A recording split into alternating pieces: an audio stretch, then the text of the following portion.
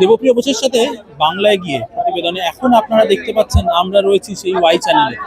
সেই ওয়াই চ্যানেলে যেখানে এর আগেও অনেক রাজনৈতিক অনেক মিটিং মিছিলের সাক্ষী। সেখানে আজকে দেখা যাচ্ছে তৃণমূল কংগ্রেসের সুপ্রিমো মমতা ব্যানার্জি এসছেন।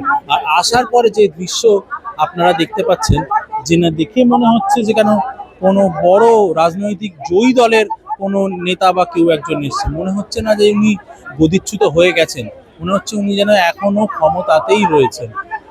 বাংলার মানুষকে ব্যক্তিগতভাবে জিজ্ঞাসা করতে যান, রাজনীতি বাদ দিয়ে, আপনি তার রিপোর্টটা পেয়ে যাবেন।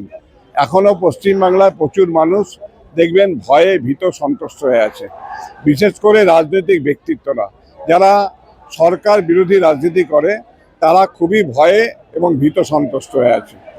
ভয় আউট তো হয়েছে, ভয় আউট এটার হয়েছে যে আমরা দমবো না, আমাদেরকে জেল পুলিশ থানা কেস দিয়ে আটকানো যাবে না, এই ভয়টা আমাদের আউট হয়েছে। না, যেটা একেবারে ধর্ণা কর্মসূচি সভা সমিতির জায়গা রানী রাসমণি রোড, সেটাতে আইন মেনে চিঠি দেওয়া হয়েছিল, কারণ রানী রাসমণি রোডটা তো এই বিক্ষোভ কর্মসূচি সভার জায়গা। এখন ওনারা চিঠিটা জমা নিয়ে রাখলেন, গতকাল যখন মঞ্চ করতে যাওয়া হচ্ছে তখন পুলিশ বলল আমরা করতে দেব না। পৌঁছাতে হকারকে জিজ্ঞেস করো না, হকার তো চেঁচাচ্ছে বলছে, ওপেন ওদের জিজ্ঞেস করলে আর ভালো হয়। কত ভরসা এসছে ওরা বলতে পারে, এগুলো সামনেই বলছে হবে। আমাদের যতক্ষণ মিটিং চলবে, ধর্ণা চলবে, ততক্ষণ থাকবো আমরা। ঠিক, আমি তো সকাল থেকেই আছি, আমি সকাল থেকে, এটা আমার ডেমোক্রেটিক রাইট, আমি করতে পারবো না?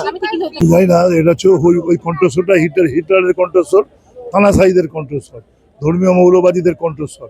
যে মুখ্যমন্ত্রী বলছেন যে ভয় নাকি আউট আর ভরসা নাকি ইন, এইটা হচ্ছে আমাদের একটা 10 মিনিটের মিছিল করতে দিচ্ছেন। আমাদের ঘোষিত কর্মসূচি আমাদের নেত্রী বলেছেন আমরা এলাকায় মিছিল করছি দুটো বিধানসভার বর্ডার অঞ্চলে, সেখানে দাঁড়িয়ে আইসি নিজে হাতে গায়ে মারলেন অন্যদেরকে। মাইক দেয়নি তো কি হচ্ছে, আমাদের হ্যান্ড মাইক আছে না, ব্যাটারি মাইক আছে না, আমরা হ্যান্ড মাইক ব্যাটারি মাইক দিয়ে চিল্লে যাবো, আমাদের গলা কম আছে নাকি? রোধ ওইভাবে করা যায় না, কোনো মানুষের কণ্ঠ ওইভাবে রোধ করা যায় না। কণ্ঠ যদি সতেজ থাকে, কণ্ঠ যদি একদম আওয়াজ থাকে, আর মনে যদি সাহস থাকে, কেউ তোমার কণ্ঠ রোধ করতে পারবে না। মাইকের ব্যবস্থা করতে দেয়নি, পারমিশনই দেয়নি। রাত্রি 1টার সময় বলেছে এই ঘাটের মধ্যে করো।